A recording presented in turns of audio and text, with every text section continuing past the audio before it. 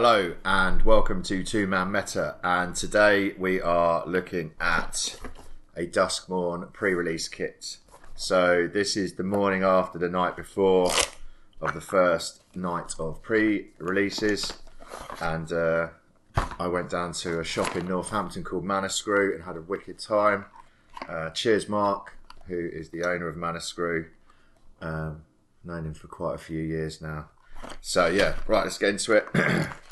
You all know the crack with pre-release kits. We've got 6 boosters. We've got the Funky Booster promo card. We've got a divider, of which I now have many. And we have a die. Awesome.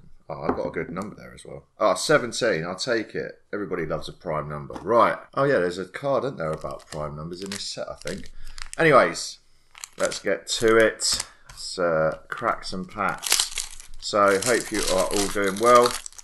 Have you been to a pre-release? Did you go to a pre-release night at all? As you can tell, I did. And I was pretty happy because in my pre-release kit, I got the black Overfiend and I got the blue Overfiend. However, pro tip, because they're avatars, it means that they don't. The black one doesn't help you to pull out the the blue one. In actual fact, if you mill past the blue one, you get kind of wrecked. So that was a sad face. But I really enjoyed the pre-release, and it was nice to see the cards interacting with each other. So if I see any of the cards that I used, I'll point them out, and yeah, we'll talk about it. Right, Waltz of Rage seems good. Mountain, and then a foil creeping peeper. Don't care about you. I did use this card yesterday. It's a pretty good chump blocker. Unfortunately, I wasn't too bright, and I didn't really have that many Manifest Dread or enchantment Manifest Dread cards, or cards that allowed you to Manifest Dread, and I didn't have that many enchantments. However, as a little 2/1 for 2 chump blocker, it's really useful. So, okay. Yeah, I ran blue-black because that's what my Overfiends were. Spine Seeker, Centipede, Seize from Slumber, Jump Scare. This card is a frustration. Had that used against me a couple of times yesterday. Horrid Vigor, Fear of the Dark. This card is awesome. Especially seeing as like glimmers are quite common, I suppose, now because there's quite a lot of glimmers in this set. But like there was lots of people I played against yesterday who didn't have a glimmer. Well, they're more common. They're not ever so common. So anyway, I played. It was just 5/5 for 5, and then you know it can gain Menace and Death Touch if they've not got a glimmer. It's savage. So yeah, I really like that card. We'll put that over there. Miasma Demon. It's pretty cool. Pyroclasm. That's an awesome card. Withering Torment. Attack in the Box. That's so cool. And then we've got Dissection Tools. When Dissection Tools enters Manifest Dread, then attach it to that creature. Equipped creature gets +2/+2 and has Death Touch and Lifelink. Wow. That's pretty cool. For 5. Could be a bit expensive, I suppose. Mountain. And then we've got a Common Black Room, Derelict Attic, and Widow's Walk. I found a blue room I thought was really, really good yesterday. I don't remember what it's called now. Apologies. I'll do some form of research. I've actually done research on this set, by the way. Alright. Calm yourselves. So, I almost know what the cards are called. This Twist Reality is a wicked spell. To be able to counter a target spell or Manifest Dread is such a useful... I found that really useful last night. And there's a really quite a nice little Manifest Dread mechanic, which is if you Manifest Dread, it counts as a creature. So the actual Manifest Dread rule is that you can only flip it over if it is a creature card underneath. But you can pay the mana and flip it over. But in actual fact, there's quite a lot of spells, or there's especially a blue Flying Fear that when you cast it, it bounces a card back to hand. So you can bounce your manifested card back to your hand. And it's a way of getting non-creature spells back into your hand to cast. Beastie Beatdown. Had this cast against me, so I had to counter it yesterday. That's disgusting. 9/9 trample. Nobody likes that. Glimmer Seeker. The Balustrade Worm. Cool. So it can't be countered, and it has trample and haste, and it's a 5/5 for 5. Blech. And you can return into the battlefield with a finality counter on it for cheaper. That seems good. Victor Valgavoth Seneschal. Useful card. Had this played against me yesterday. It seemed pretty good. I got rid of it quickly. A Peculiar Lighthouse and Paranormal Analyst. Put lands over there. Now I got a foil one of these yesterday. So with the Play Booster box that I'll be opening later, you got a free Duskmourn Collector's booster. And that was one of my tokens. I can't remember what was on the back of it though. But 'twas good. Okay. Wary Watchdog. Friendly Teddy. Friendly Teddy. That's a cool card. Final Vengeance is awesome. Really good. Sacking like Manifested Dread cards. Let's go. Possessed Goat. This thing actually kicked my ass yesterday evening. So that was fun. Unable to Scream. I love this card. It's so powerful. Or so useful is probably a better way. Probably useful because it is powerful, right?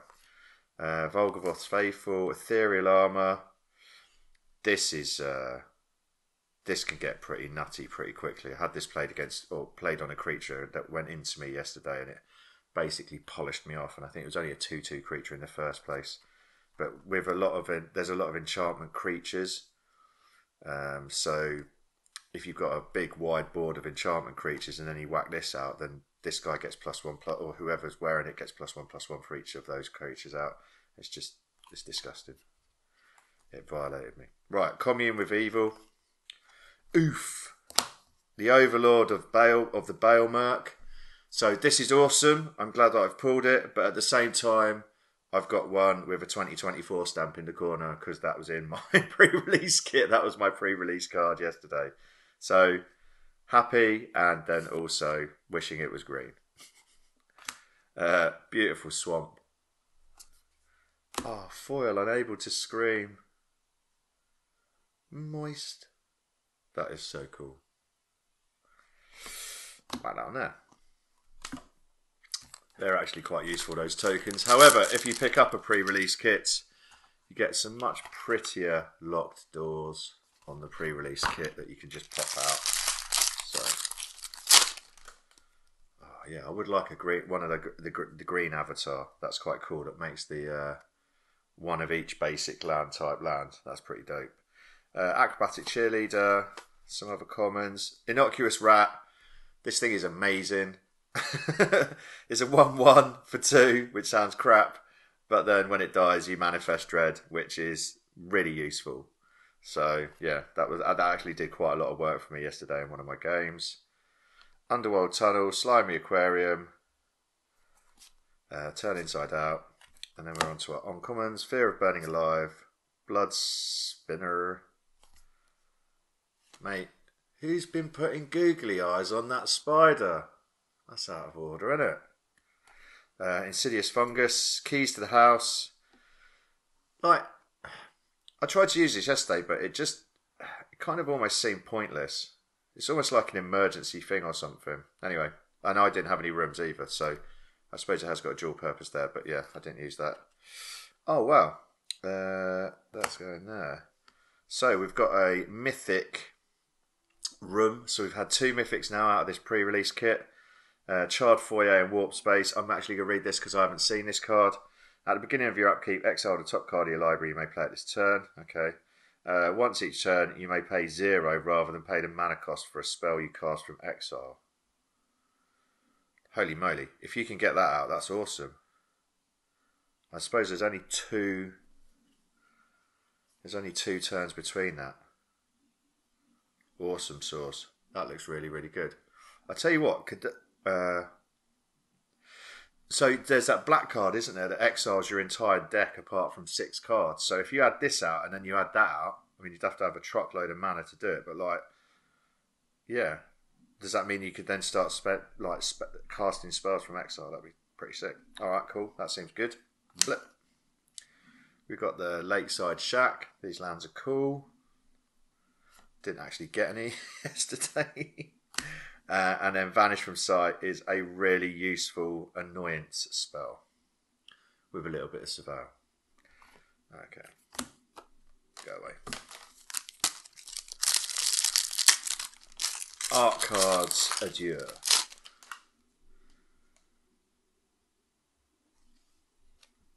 That feels mildly prophetic, right? Or profound. However you want to look at it. Oh, Terramorphic Expanse. Never saw this yesterday. Had it played against me. Useful card, isn't it? So, but it's in loads of sets. Vicious Clown. Unhappy Clown, that is. That did work against me yesterday. Had a lot of work done against me yesterday. Fear of Exposure. Fear of Failed Tests. Oh, that's really interesting. We've not seen any of the fears that I got yesterday. There's Fear of Infinity. That was a really useful spell.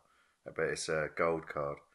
I haven't seen this Orphans of the Week. Whenever Orphans of the Week attacks, tap any number of untapped creatures you control. Orphans of the Week gets +1/+1. Oh, right, okay. I think I have seen that, actually. My mistake. This is quite a useful card.